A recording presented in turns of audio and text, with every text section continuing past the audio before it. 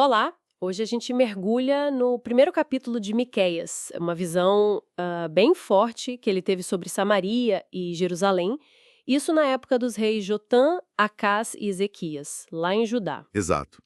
E já começa impactante, né? Um chamado para a terra inteira ouvir. Sim, para todo mundo prestar atenção, porque o Senhor mesmo vai testemunhar contra eles. Dá uma sensação de urgência, tipo, olhem, o Senhor está saindo do seu lugar. É isso mesmo. A linguagem é muito vívida. Descreve Deus descendo, pisando nos lugares altos.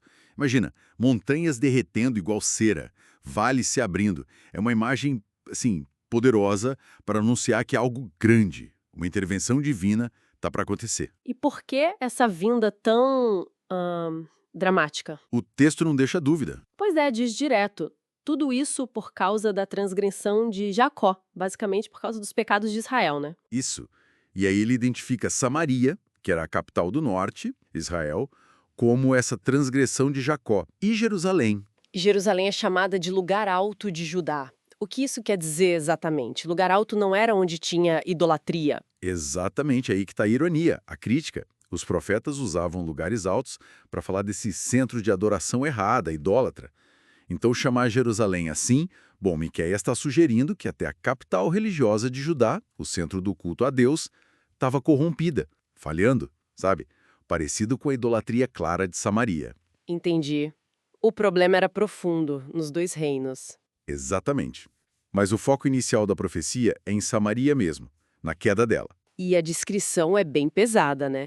Que vai virar um monte de entulho, um lugar para plantar uva. É, as pedras jogadas no vale, os alicerces expostos, tipo uma desconstrução total mesmo, É uma imagem de aniquilação. completa. E a profecia liga isso direto com a idolatria de Samaria. Compara com prostituição, né? Sim, fala que os tesouros, os ídolos que eles conseguiram com essa infidelidade, tipo salário de prostituta. Isso, que tudo isso vai ser destruído ou levado embora. Vai voltar para esse mesmo ciclo. Tem uma justiça poética aí. A origem do pecado vira a causa da ruína. E a reação de Miqueias a tudo isso é muito intensa. Nossa, demais. Ele diz: por causa disso chorarei e lamentarei, andarei descalço e nu, e que vai uivar como um chacal, gemer como um mocho. Isso mostra a angústia profunda dele, né?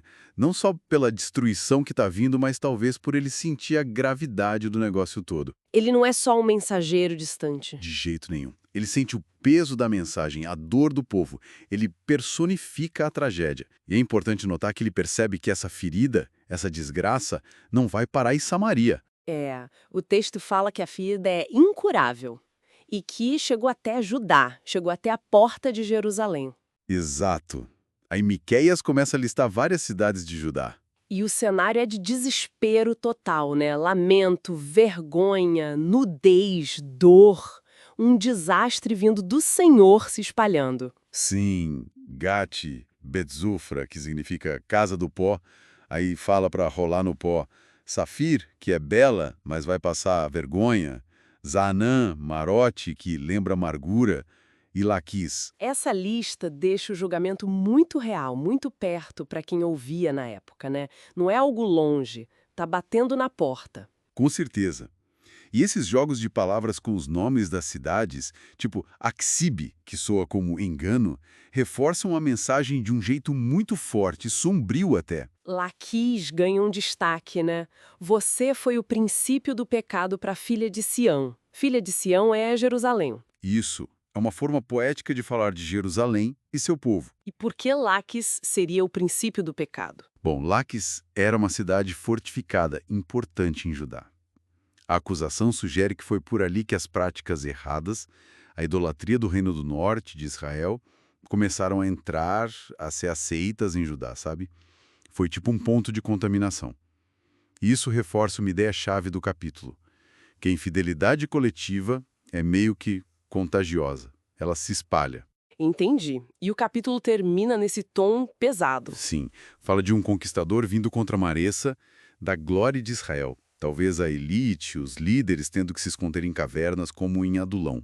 E um chamado final para o luto extremo. Raspar a cabeça como um abutre por causa dos filhos queridos que vão para o exílio. É o fim trágico do julgamento que foi anunciado, O exílio era a perda de tudo, né?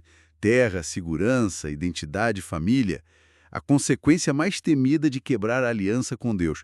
O que fica muito claro nesse capítulo é essa ligação direta. As ações da nação, idolatria, injustiça e as consequências severas.